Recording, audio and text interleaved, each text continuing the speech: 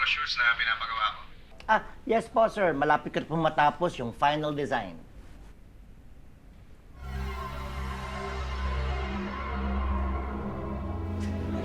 Nakita niyo yun? Ang alin? Yung lamp. Gumagalaw. Weh.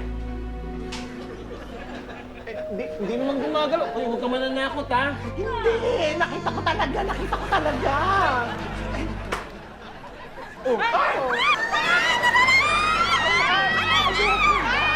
Pitch! Binumulto tayo ni Turo! Hoy, teka! Uy! Anong minumulto?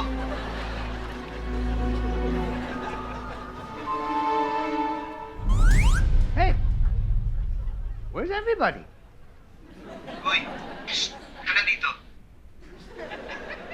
Hey! Pipito, my friend. Ikaw ba yan? Wow! Nakita ko na itong gadget na ito sa internet eh. Telepresence robot, hindi ba? Oo. Wow! Wow! Iba talagang technology ngayon. Pero mabuti na dito ka.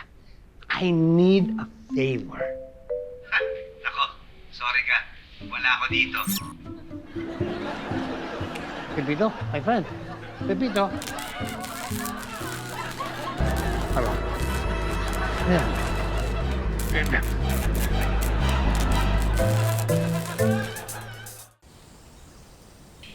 Bye.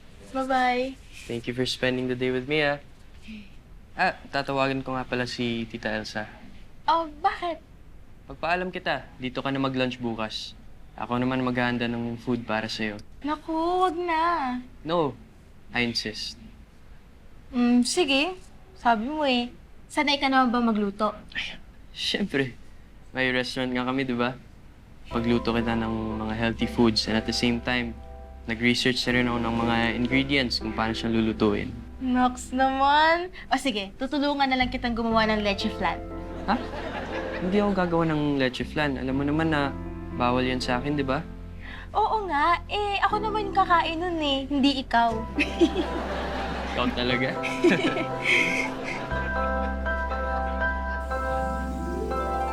Pero pag nabasag talaga... Baby! Oo. May problema na naman tayo kay Mrs. Cabral. Ano na naman? Ayaw bayaran yung order niya kasi ang gusto niya, 13 na cupcakes yung i-deliver sa kanya. Wala. Ba't ganun? Sana sinabi mo na 12 lang naman yung laman ng isang box. Eh, sabi ko eh. Alam niyo naman yung sinabi sa akin, di ba? The customer is always right. Naku, ganyan talaga yung customer na yan eh. Pero hindi talaga tama yung sinasabi niya eh. Mabuti pa pupuntahan ko yan si Miss Cabral. Saan pupunta? Kakausapin ko nga. Baka mamaya magsumbong yung kay mama mo, magreklamo, tayo pagalitan. Uy, di na ako sasama. Kayo na lang yun. Sige. Ako siya, baby.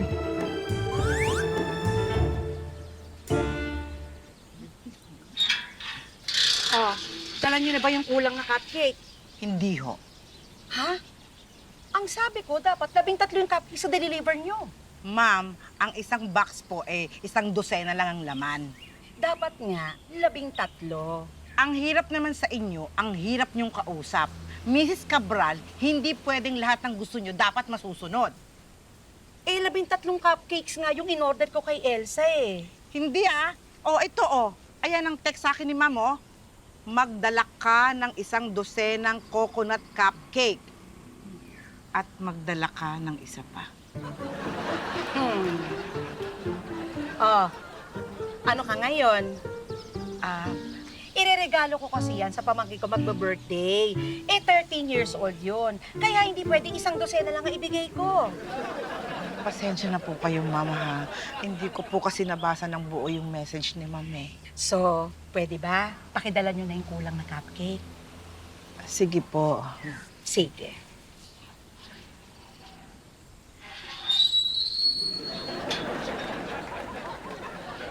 Ate, baby. The customer is Ako na! always right.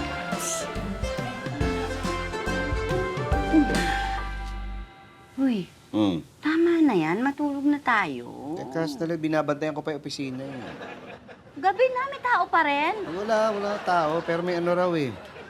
May multo? Ano? Ano? Ha? Ano? Bakit hindi? Hindi nga ako naniniwala eh. Kaya gusto kong patunayan na wala talagang multo doon sa opisina. Kaya ako binabantayan. Parang yung ginagawa doon sa sa pinapanood ko sa Netflix, yung Ghost Investigators. Paano? Tingnan nga. Oh. Ano yan? Eh, yung lamp, yung ilaw, sabi nila, gumalaw daw kanina eh. Yan, binabantayan. Uy. Oo, kaya nga binabantayan ko para makita kong gagalaw uli. Gumalaw. Gumagalaw nga! May multo! May multo nga! Teka, sandali. Ayun! Ano ba? Ayun, nakita mo! Alin? Hindi, ayan o. Kaya gumagalaw yung lamp. Ayan o. Oh, tignan mo. Yan. Kita mo?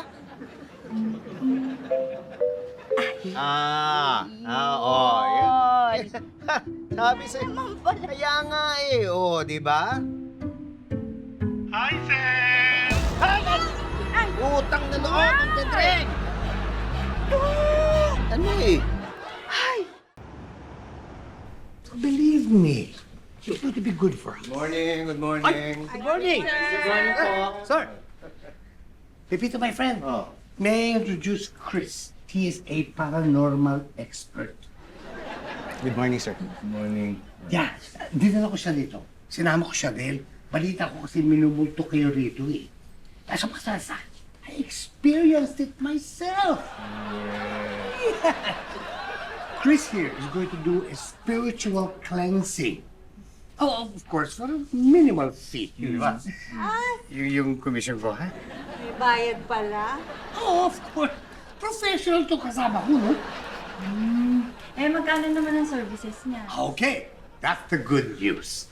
Because of its PN mineral water, special price of just 100,000 pesos. 100,000? Oh, naman ang spiritual chuchu na yan, ha? Affordable ni Pipito yan eh. At saka, better yun kesa minumulto kayo rito eh. Teka, anong multo? Walang multo dito. Kids, may multo. Nagpapatay si hindi ilaw. Gumagalawin lang.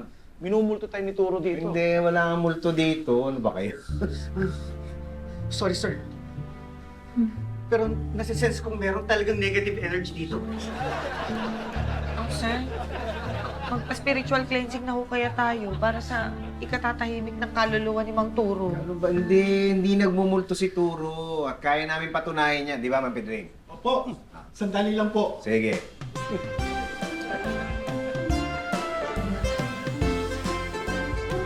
Seryoso ka pala talagang pagluluto mo ko. Siyempre.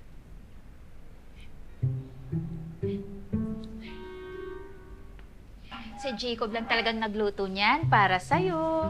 Oh, ano yung niluto mo? Madami. Pero siyempre, mag-start tayo sa soup. Ate, super healthy ng mga ingredients yan. Mukha nga.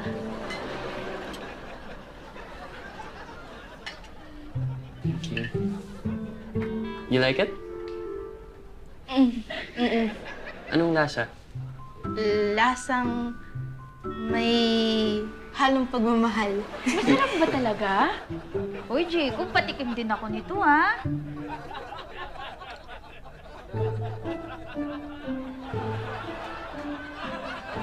Ano ito?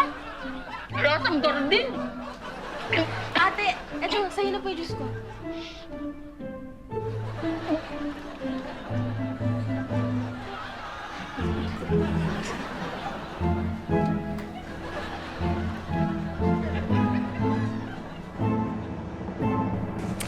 Pepito, i-hire mo na ito si Chris. Huwag mo na i-deny na walang multo rito. Wala ngang multo eh. Ang kulit mo naman eh. Okay. How do you explain yung pagka-on and off ng mga ilaw? At saka, the lamp that moves. Alam na namin ni Ma'am Pedring kung ano ang dahilan. Di ba, no? Po, malaki siya at maitim pa. Oh, di si Mang Turo nga, di ba? Malaking tao yun. At saka di ba maitim? Hindi. Ma'am Pedring, sige na nga. Pakita mo na nga. Po, sige po. Okay, sisigaw ha.